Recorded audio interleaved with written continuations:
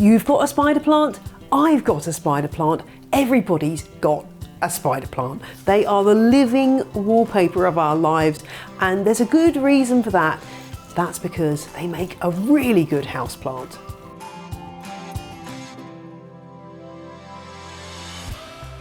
Chlorophytum comosum, the spider plant, comes from large swathes of tropical Africa. So this is a plant that's used to being dry at times. It has big white meaty roots and they can store water when you forget to water. So it's a plant that you can accommodate in many different parts of your home. It looks really good hanging, so if you can hang it close to a window, as long as it's not a large south-facing window, it should be fine.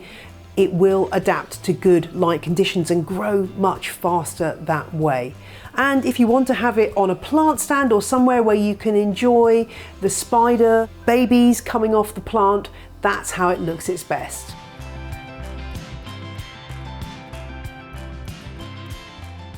Lots of spider plant owners will tell you they've never repotted their plant. Well, they can survive without being repotted very frequently, but they will grow bigger and faster if you repot them regularly. And if you take a look at the roots of the plant, you can understand why. They do have a good, quite healthy root system that can develop quite quickly and fill a pot. So this plant was only repotted a few months ago and it's already getting to the point where it could do with a slightly larger pot. That's just to let the roots take up moisture and make sure the plant isn't getting dry. When you repot, you can separate out plants. So you might find that you've got more than one plant in the pot. If you want to reduce the size of your plant, that's something you can do. But that way they will keep growing at a good speed. And maybe if you don't want your spider plant to get any bigger, then hold off on that repotting as long as you can, because that's what really makes them put on extra growth. It's easy to keep a spider plant alive, but how do you get it looking good? Well, one of the problems people find is that their leaves end up getting brown tips on them. And this is very common. It's a common problem. Sometimes you might find that watering with rainwater helps, and that's because spider plants are sensitive to fluoride in water. So try watering with rainwater, but you will find, especially in winter, that you get a few dry tips as the central heating comes on. You can snip them off if they offend you. The other thing to bear in mind is that spider plants will go a bit bleached out if they're getting too much sun, so pay attention to the look of your plant. And if it's not producing any runners at all, that may be because either it's an immature plant, or if it's been around for a while, it just isn't getting enough lights. So move it closer to a window.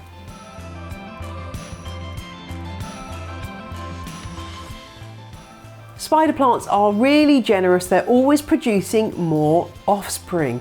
But how can you get those offspring to make new plants?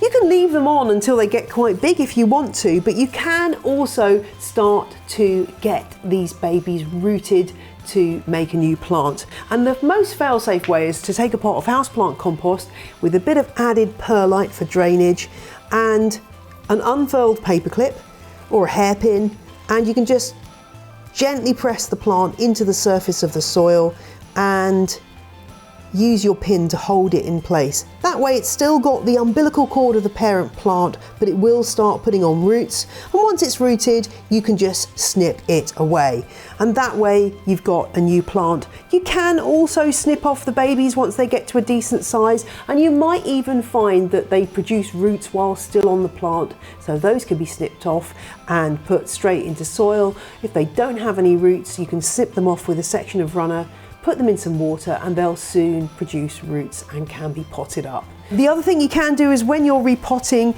you might find that you can tease apart different parts of the parent plant and pot those up separately too if you want a kind of a quick win.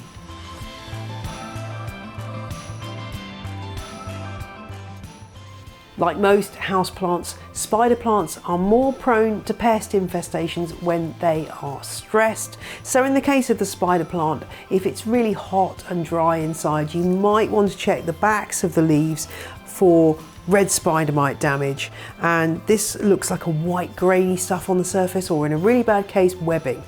You also get aphids on spider plants, and this is what this plant, a plain green spider plant, has suffered from, and you can see the damage they've done. The paler marks are where they've sucked the sap of the plant, but the aphids start out in the tender growing tips of the plant, and that's where they were hiding on this plant. It's now free of aphids, but the damage is still there. It will gradually be replaced by new growth over time, but it's worth watching out in the center of the plant for aphid infestations, and also on the baby plantlets as well. And these can be washed away with a shower of water. Keep going, repeating the process, because they will hide away in the nooks and crannies of the plant. But generally, spider plants are tough, and they will come back from pest infestations pretty well, provided you catch them reasonably early.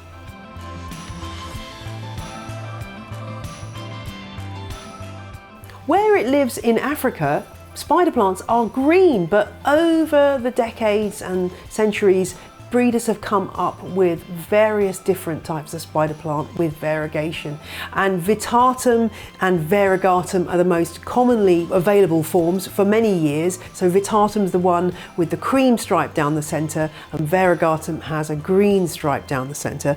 This one here is called Ocean. It's a more modern cultivar with wider strappy leaves that are shorter. So if you're looking for a sort of slightly more compact plant, this is a really good choice. So if you wanted to, you could have a whole forest of different spider plant cultivars in your house, and it would look absolutely incredible.